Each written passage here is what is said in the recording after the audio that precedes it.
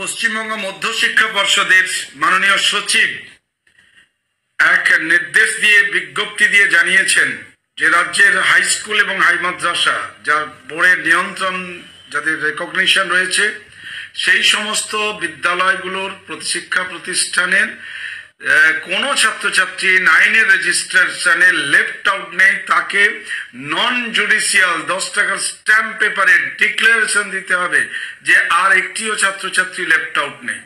এমন বিজ্ঞপ্তি আমাদের হতাশ করেছে। আমরাও একটা শিক্ষা প্রতিষ্ঠান এবং আমরাও স্বশাসিত, এখানেও একটা লোকাল সেলফ গভর্নমেন্ট রয়েছে, ম্যানেজমেন্ট রয়েছে, তাকে আরেকটা পর্ষদ স্বশাসিত সংস্থা এ ধরনের নির্দেশ জারি করেছে বলে বিগত দিনের ইতিহাসে, শিক্ষার ইতিহাসে কখনো নেই। এমন বিজ্ঞপ্তি জারির আগে কোনো শিক্ষক সংগঠনের সঙ্গে কথা বলেছেন বলে আমাদের কাছেও জানা নেই। এবং আমরা এটাও লক্ষ্য করেছি যে অ্যাডহক কমিটি রয়েছে, তারা কি করছেন।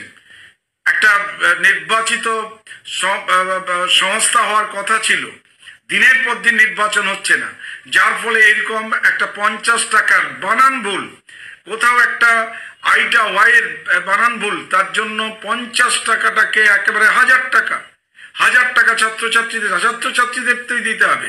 পর্ষদ পরীক্ষা নেয়, সেই পরীক্ষা নেওয়ার ক্ষেত্রে পর্ষদের দায়িত্ব থাকে সঠিক কারেক্টেড সমস্ত কিছু দেওয়ার। যদি কোথাও ভুল থাকে স্কুলগুলোর কাছে চাইবে এবং স্কুল তাকে কমপ্লাই করবে।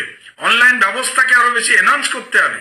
কোনোটা না করে দিনের পর দিন যেভাবে এই 500 টাকা রেকগনিশন রিনুয়ালের ক্ষেত্রে 2000 টাকা হয়ে গেল এবং এতদিন ধরে রিনুয়াল করতে হবে না বলে এরকম নির্দেশ ছিল, তা সত্ত্বেও এ ধরনের ঘটনা ঘটছে। এ ধরনের শিক্ষা প্রশাসনের বিরোধী সিদ্ধান্ত অবিলম্বে প্রত্যাহার করার জন্য দাবি জানাচ্ছি। নন জুডিশিয়াল স্ট্যাম্প পেপারে কোনো শিক্ষা প্রতিষ্ঠানের কোনো বিদ্যালয় প্রধান দেবেন না, তাদেরকে আহ্বান জানানো হচ্ছে। অবিলম্বে বিজ্ঞপ্তি প্রত্যাহার করতে হবে।